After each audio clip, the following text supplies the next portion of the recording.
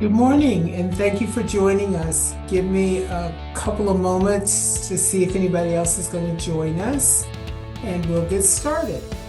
Hopefully, you have your participant manual, but I put the information in the chat. So if you don't have it, you can just click on the link. Okay, great. Well, good morning, and thank you for joining us for record keeping. This is part of the Money Smart series, and this is all about document retention. What do you need to retain? How long do you need to retain it? And what is the best method of retaining the documents that you need? So let's get started. This is the information about your participant guide. Hopefully you've got yours in front of you. And we're going to be using that in conjunction with the class today. So what we're going to look at today is what is record keeping? What is record retention? What is that whole thing about stuff we need to keep that's in touch with our business? There are some things that we need to keep forever.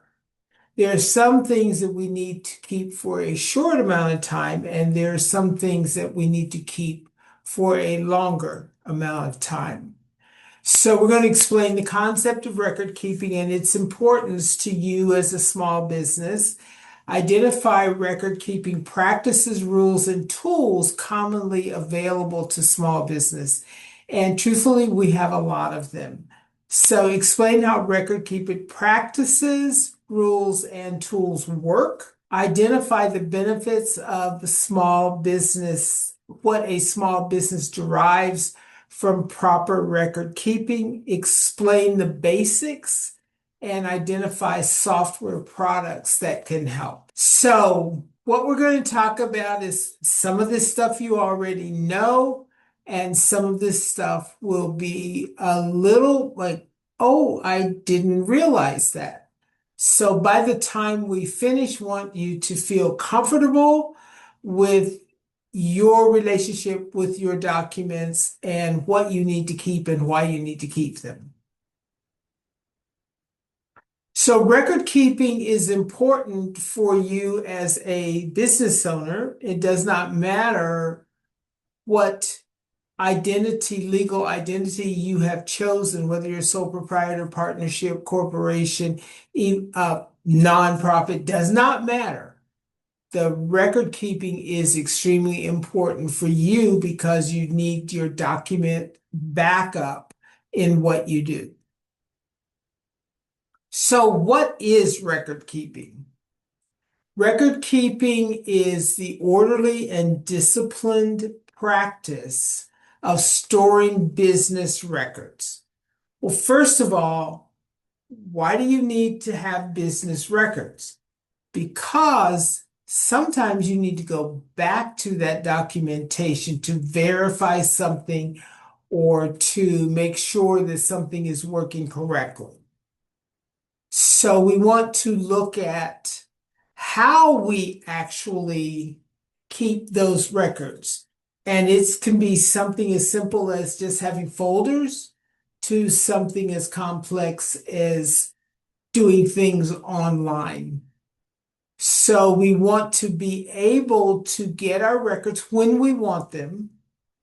We don't want it to be complicated and we don't want it to be difficult. And we want to make sure that the records that we have kept, we know where to find them. So remember, keep good records both in your business world and in your personal world. So why is record keeping important? Well, for business, sometimes we need to go back and track what we did. And we need to have the documentation to do that. As we are looking at our business as a whole and we're looking at the planning process of our business, we need to have that document backup. What kinds of documents we need to have, we're going to talk about a little bit later, but we always want to be able to know where we can put our hands on our documents. And for legal purposes, any kind of contracts, agreements that we have, licenses, permits, personnel issues, records, payroll, etc. And of course, we know about the wonderful world of taxes. We always want to make sure that we've got our records, that they are up to date, and if there's ever any question, we immediately have the answer. So when we're looking at business operations, what kinds of things do we need to be tracking? Well, we want to have records of our customers. We want to have records of our sales, any kind of correspondence that we have had with anyone that is attached to our business. And most definitely want to keep an eye on our inventory if we are using products, if we're selling products or using products in our business. So let's talk about what kind of records do you keep? What makes your records the records that we want to look at? And why are those records important to us? Okay, from you're already doing this, you already have bank statements, you have contracts that you have with customers, you have invoices that you send out, you have bills that you pay, you have tax records. So you've got a lot of stuff already. So what we're going to get deeper into is which ones are truly important, how long do we need to keep them, and where do we keep them so that they make sense to us when we reach out to touch them. So record retention, and this is just thinking in terms of the kinds of things that you already keep. Time cards. That's pretty much on the low end, but they're very important also. So maybe we keep those for a couple of years. Personnel files, contracts, inventory, insurance, checks, things that are happening at the bank, invoices, payroll. But look what we keep forever. Anything that has to do with retirement, anything that has to do with annual statements that we get, and most definitely anything that has to do with our taxes or any auditing processes. So if we're looking for simple tools to use, our simple tools, a manila folder, an envelope that we keep. We just have to know, where do we keep them? Are we keeping them in our file drawer? Are we keeping them in a desk drawer? Are we keeping them in a box that is stored in a closet? So where are we keeping those simple? We're saying they're simple because they're paper, and we're putting the paper someplace. So where is it that we're putting it? There is a thing called a tickler file. And so what is a tickler file? A tickler file is a file that, quote unquote, tickles our memory, tells us this is something that we need to do. I look at a tickler file just like a very large to-do list. So I have, most tickler files are done in two ways. One is one for every month. So we put out things we know that in March we're going to be doing this, so we put that in the March folder. Now, when March comes along, we take everything out of the March folder and we put it in the daily folders from 1 to 31. And when do we need to do this? Well, this is due on March 15th. I need to look at it on the 10th. I put it into the 10th folder. So I'm using both the monthly to keep track of everything, but I'm using the daily to keep me on track. We can also use a computer system. Most of us use computer systems now, and we use phones. So we can keep track electronically if we don't have a paper system, or we can use both. We can have both a paper system and we can have an electronic system, and we can use cloud computing. Now, I've been working with a cybersecurity specialist, and one of the things he talks about in cloud computing is also have a backup for yourself, have a hard backup, hard drive backup for yourself. That's just making sure that if something goes wrong, something happens to the computer, something happens to the connection to the cloud, you've got your hard copy backup. And so you're not losing anything and you're not going to lose any time. So from paper, so I need things personally that need to be simple. So I have a friend who is a specialist in organizing. So she organizes businesses, literally physical organization. So I said to her, I need a very simple organization. I don't do complicated very well. And the first thing she did with me was we got color folders. And so each color represented something. So there is a color for banks. There's a color for customers. There's a color for products that I purchase so that I can sell them to my customers. So there's all these different kinds of colored folders. And when I look at the folders, I know exactly based on that color what I'm looking at. If I'm looking at credit cards, I know there's a color for the credit card statements and anything that goes along with the credit cards. Maybe I'm putting in the receipts that I'm going to match against the statement for the credit card. So it was helpful for me just to put together the colors. The other thing that she did from a color standpoint was what was I working on? So I had folders for things that I'm working on this week. I have things that I'm working on this month and things that I'm planning. So I had three different colors of folders. Now, and then the files themselves are going to say specifically what I'm doing, what has been put in that particular file. But the color of that file is going to grab my attention. We also do this electronically on our phones and on our computers. And the calendars and the to-do lists and so forth have categories that we can color. And when we look at our calendar and we see the colors, we know this is a meeting that I have to go. This is an online thing that I have to do.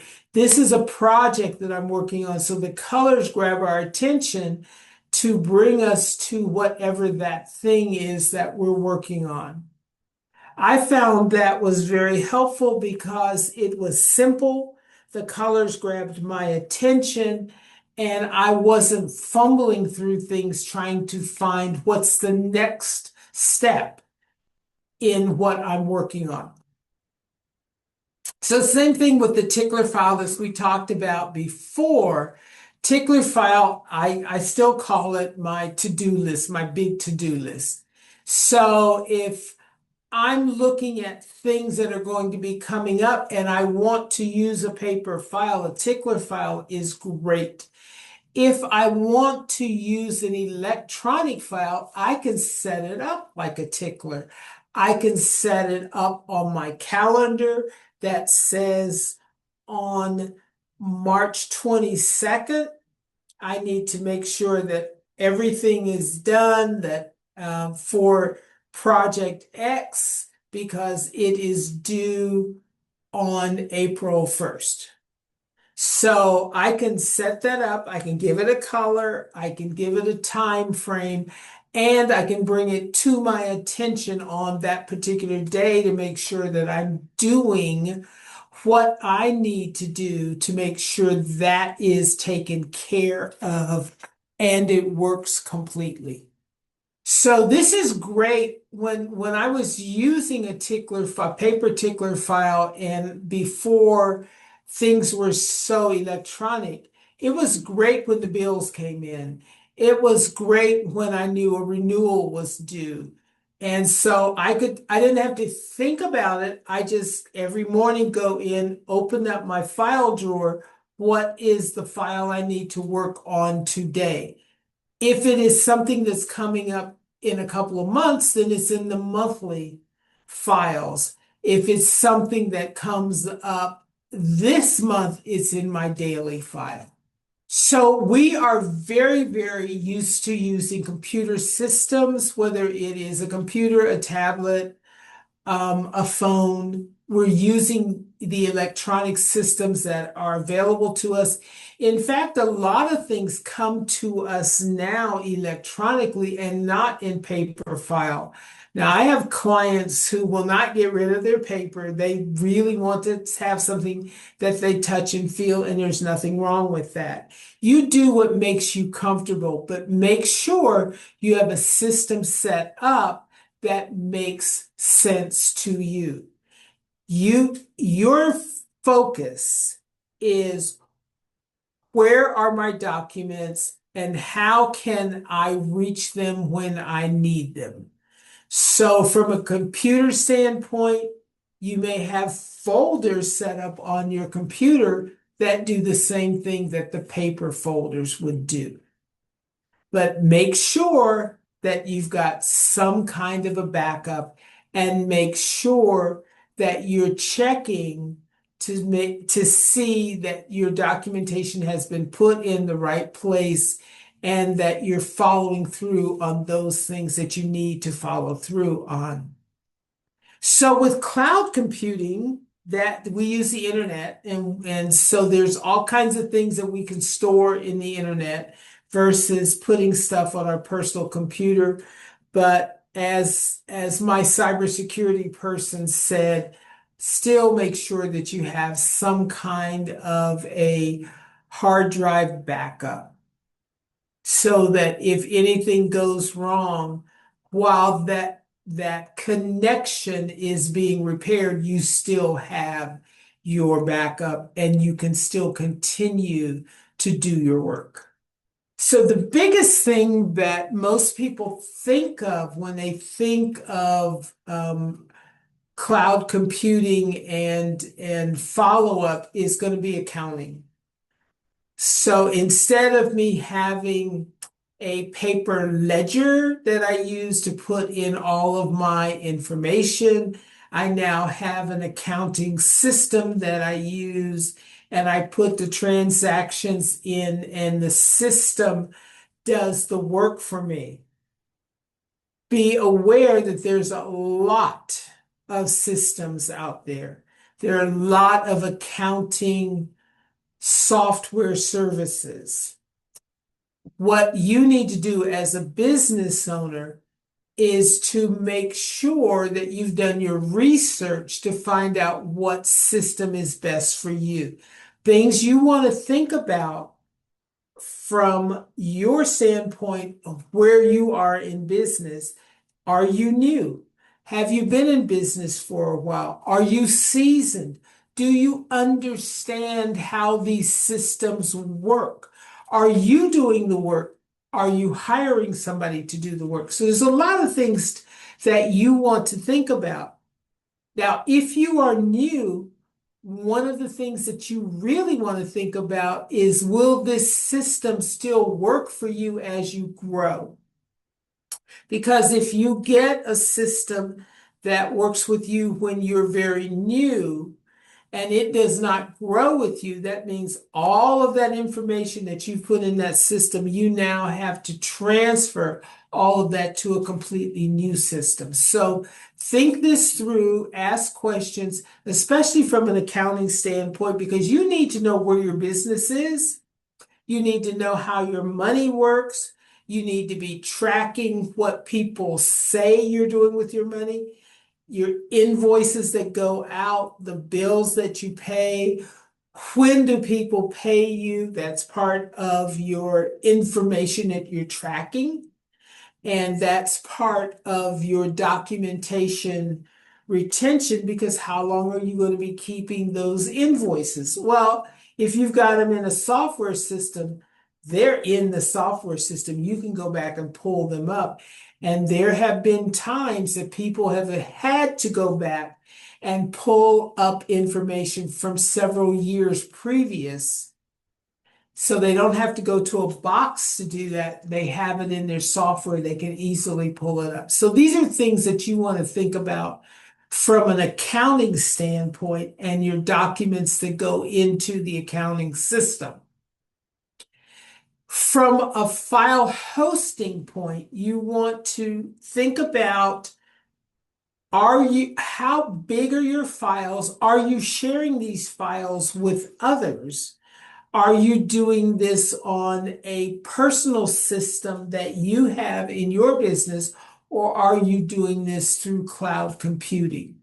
So if this stuff sounds strange to you, or sounds like I'm not really sure what I'm looking at, you want to talk to a trusted advisor who can walk you through this process and help you understand what you need from your standpoint, because it's extremely important, again, that when you need those documents, you can put your hands on them. So here's, we talk about business software. Everything that we're talking about, your first job is to assess where you are. The second part of your job is then to decide what you need.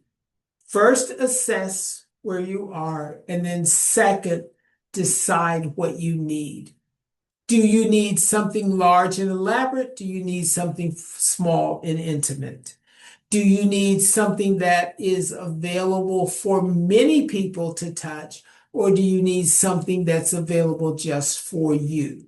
So you want to make sure that when you make these decisions, whether you're looking at paper files, whether you're looking at electronic files, or whether you're looking at software, you want to feel comfortable that what you have is something that you can understand. When somebody asks you a question, you know how to get the answer, you know where your documents are located, and you know how to pull them up and answer that question, whether it's one you ask or whether it's one that a customer asks. So we want to look at, do you have inventory? Are you manufacturing anything? Are you doing business online? Do you have more than just you getting into your system? Is there something specific about what you do and the industry you're in that's going to say, no, you need something special from us? Are there some options you can have online? When I am using the paper, am I also having it done electronically so that I've got a match between my paper and my electronic help? Software. So all of these things, these are not new concepts. We've been around these electronic things for a while. How are we using them? Do we write letters and mail them to our customers, or do we reach them through sending out emails? Do we reach them by texting them? Do we reach them by picking up the phone and calling them? So even though this sounds kind of banal, it really isn't. Once we know how we are communicating, then it helps us to know what we're getting back from those with whom we communicate. Are we sending emails and expecting them to send us stuff electronically? Are we sending them letters and we're expecting them to send us something physical? So what you want to figure out for yourself is what's the best way that you can communicate with others, local computer or using email, using a cloud, using the cloud, using paper. Okay, so we're looking at all of that. So, but in that whole process, we want to make sure that we're keeping good records and think about if we're using email to communicate with our clients and our suppliers and et cetera, which emails are we keeping? Where are those emails being stored? Because if we're doing everything electronically and we need to pull up something that from a record that we have stored, do we have that record stored in some place that makes sense to us, that we can get to easily? We can look at using it again. This is stuff we already do. We can use spreadsheets, which is software. So some people use Google Sheets, some people use Excel. There's quite a few of them that are out there. How are you using them? And then once you use them, where are you keeping them? So you want to make sure that if you're using spreadsheets, that you know what's in the spreadsheets, you know how to reach the spreadsheets and pull them up, and that they are still accurate, that somebody hasn't come in and written over something that's in the spreadsheet. So you want to make sure that you have that. And for my clients who use paper, many of them do use spreadsheets to keep track of different things in the office, and that they will print them out and put them in a paper file. That's a choice. If you feel more comfortable putting something in a paper file, do it. If you don't feel comfortable putting something in a paper file, make sure that it is backed up.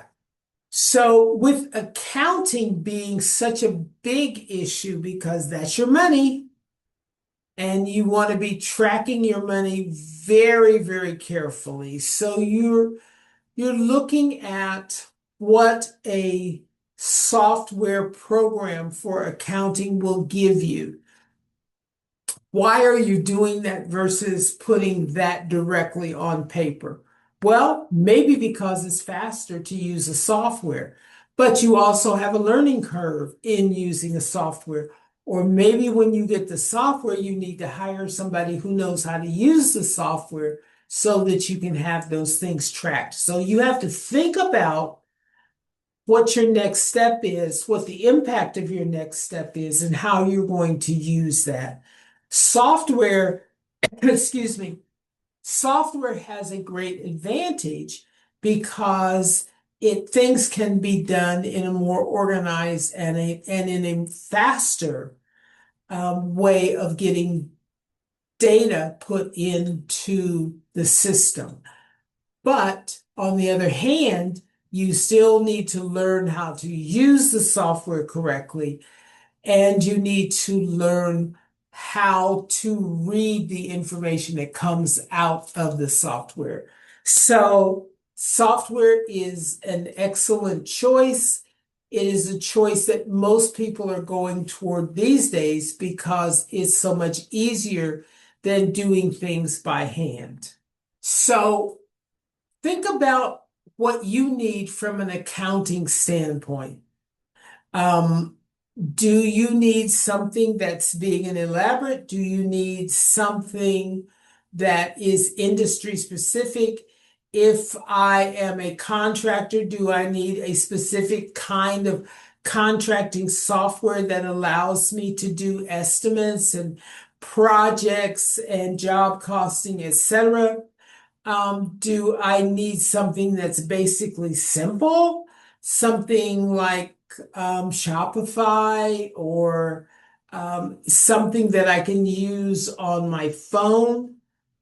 What is it that my business needs right now?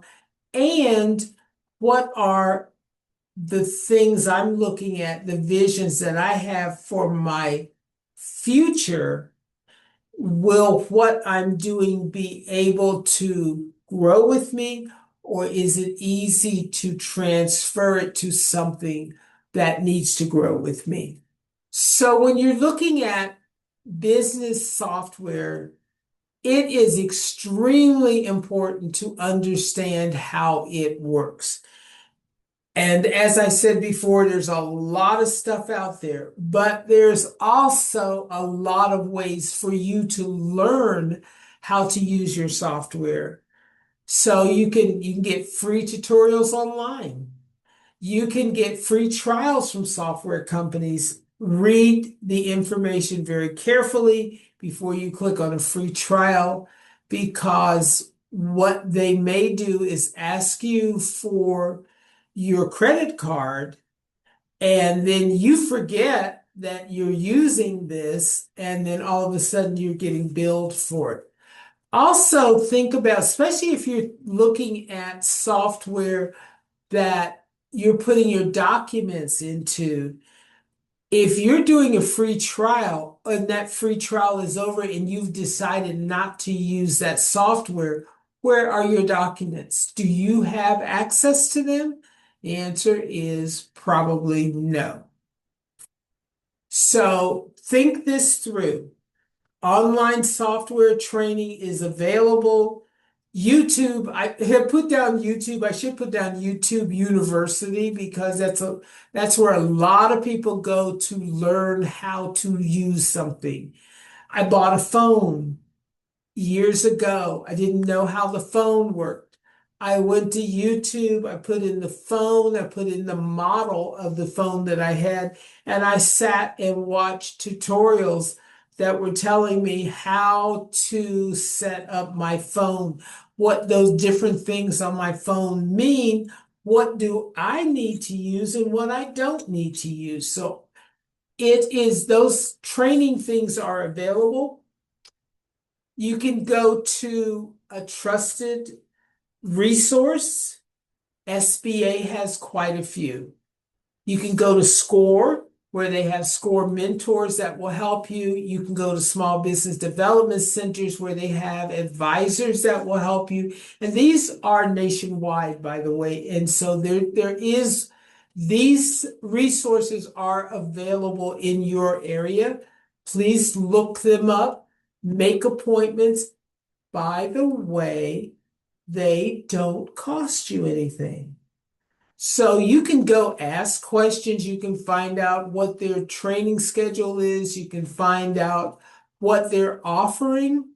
And you said, oh, well, my goodness, I can do this and just follow through on their training and get the training for free and get to learn how to use whatever this software is that they're offering, that I'm buying. And so you can look at us, you and our extension, and we have a plethora of classes that we teach both in English and in Spanish. So you can go and look there at training, and that is at no cost to you. So there's community colleges that have classes that you can go to. You can go to just a class, or you can actually take a course, or you can get a certificate and even a degree if you want to go that far. You can talk to your financial professional. Do you have a bookkeeper? Do you have an accountant? Do you have a CPA?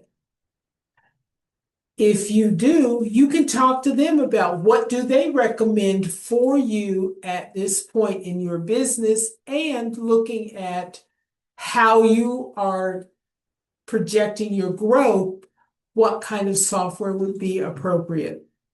There are also business consultants. I was a business consultant out on the road for over 10 years. And we go out and we work with businesses one-on-one to look at how their systems are set up, whether they are physical systems, whether they are electronic systems, whether they are personnel systems, whether they're sales systems. So we're looking at the business as a whole. And what we want to do is to teach the people in the business how to run and work in the business successfully. So you have a lot of options. So the most important thing for you is start now. Do something. Look at what you have. Like I said, when I called my friend, I said, these are things I'm working on. I'm not sure exactly what I need to do. Help me out. And I got help. Okay, so you need to start somewhere. And the thing I would recommend for you is to take some time, sit down and assess where you are in your business and what kinds of things, what kinds of policies and procedures you have set up for yourself now. Do you have your bank statements online? Do you have your bank statements in person with paper copies?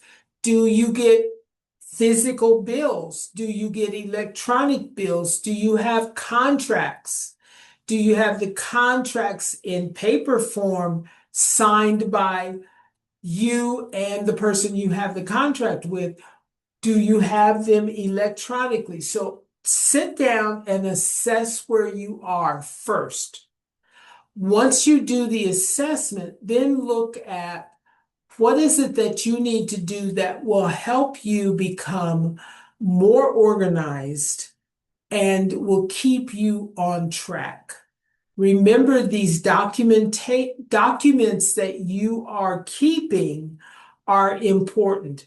Now, what you can do is you can go online and you can search for document retention. And I don't have the actual, I don't have the link in here, but there is a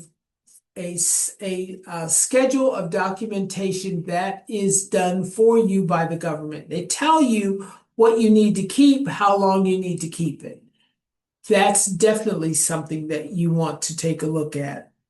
So you want to look at what kinds of record-keeping tools work for you in your business right now and allow you to grow. If the things that I'm doing are so small right now, but I need to start building that system because as my business grows, those things that I am keeping will get larger. They will get more elaborate. If I am contracting, when I went to a client as a consultant, we had an agreement, and the agreement was in writing. I kept that agreement. I encourage my client to keep that agreement because that's something that we deal with on a constant basis. If my client was not happy with what I'm doing, we sit down and look at the agreement that we signed. It said, I'm going to do X, it's going to take Y amount of time, and it's going to take Z amount of money. If there is a problem with that, then we need to add an amendment to the agreement that we both sign and that we both keep, so that we are always looking at what we said against what we're doing. You want to make sure that you do that. In construction, they call them work orders. We have a basic contract, but things happen. And so we now have to do some additional work that we had not planned to do in the original contract. Therefore, we add work orders, and the work orders need to be signed by the client so that we can proceed to get that done. So these are things that you want to think of from the standpoint of not only just record keeping, but organization within your business, keeping you on track and allowing you to do the best work that you can do in the amount of time you have. Understand, no matter how much you wish you had an extra hour in the day, you're not going to get it. Everybody gets the same 24 hours every day. And that's what you have to decide. How am I going to best use those 24 hours so that I can stay on top of my business? I can keep myself healthy. I can have a strong personal life as well as a strong business life. So start now. Start sitting down, doing the evaluations, figuring out what needs to happen, and moving forward. I really thank you for coming to this class and understanding how documents work, what kinds of documents there are, how long you need to hold on to those documents, and moving forward, getting yourself organized in such a way that when you reach for something, you know exactly where to reach and what you're reaching for is actually there. So we've talked about record keeping, what it is and why it's important. We talked about things that you can do to set it up, what kinds of records you need to be keeping, why this is beneficial, looking at software out there to see if that's going to help you as your business grows, and what kind of software. So I would like for you, if you don't mind, to do the evaluation. These papers are important. Please do the evaluation, do the assessment of your knowledge, and send them directly to me at my email address, bgbryant@unr.edu. And I'm so happy that you joined us. So let's talk about some of those resources that we just touched on. One of the resources here in Nevada is called the Business Roadmap. And so no matter where you are in the cycle of business, you can go to the roadmap and you look at, let's look at, we were talking about training. You just click on the button for training and it gives you all kinds of training resources. Understand, some of those resources are at no cost to you. Some of those resources come at a price, but it gives you the ability to have additional resources, additional help in whatever phase that you happen to be in. This is our virtual classroom. I talked a little bit about that. We have different kinds of classes that we put into the virtual classroom because not everyone is available when the class is actually live. And so we have classes in person, we have classes virtually, we have classes in English, and we have classes in Spanish. So please take a look at what we have to offer. Use whatever is helpful for you. Let me know if there's something that you would like that you haven't found in our virtual classroom, and we see what we can do. This is where you go to find us. You see we have upcoming classes, which is going to tell you which classes are available. We try to have these all available for you during the month. So if you go into that, you look at what the classes are for this month. It tells you what they are, whether they're going to be in person, whether they're going to be virtual, what time they're going to be, what location, etc. So we do have a virtual classroom that we just talked about. We have a team of people that work together. We also have your business resource partners, which we're looking at some of them now. And we do a podcast. And on our podcast, we do our podcasts on, they're on Spotify. Excuse me, I got stuck there for a moment. Our podcasts are on Spotify, and we do one where our team gets together and talks about different aspects of small business and things that we're doing here at the university to help you as a small business grow and expand. And then we have podcasts where we have guests come on. So we have small business owners that come on and talk about what they do and how that impacts the community. We have politicians who come on and talk about what kind of legislation is being out there for affecting small businesses. We have resource partners coming on to talk about what are their resources and how are those resources helpful to you. So please take advantage of the programs that we have here, as well as the programs that are offered through our resources. And then I just talked about the podcast. Our podcast is also done in English and in Spanish. They run probably somewhere between 20 and 40 minutes, depending on the topic that we have and how in-depth we get. SBDC is the Small Business Development Center, and here in Nevada, you can go to their website, nevadasbdc.org. You can request advising, and it will take you to a different screen.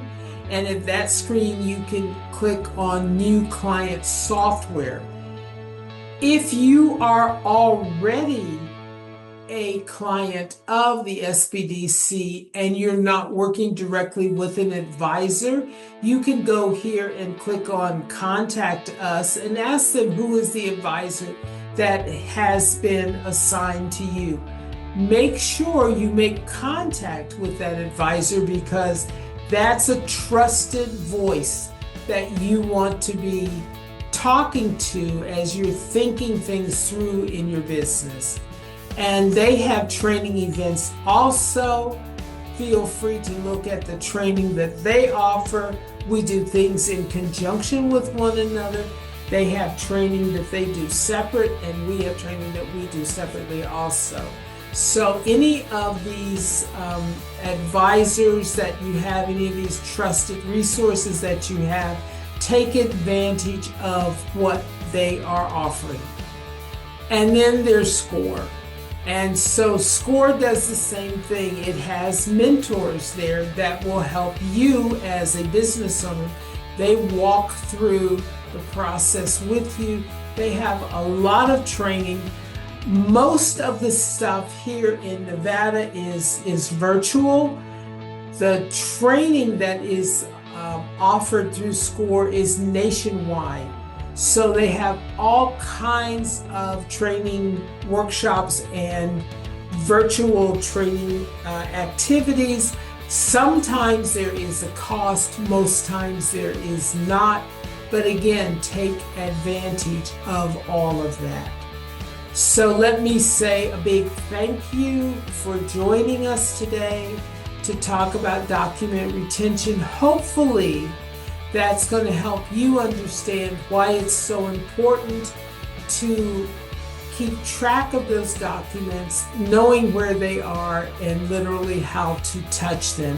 And so we do this program in conjunction with the Urban Chamber, which is where you got your participant guide. Thank you so much.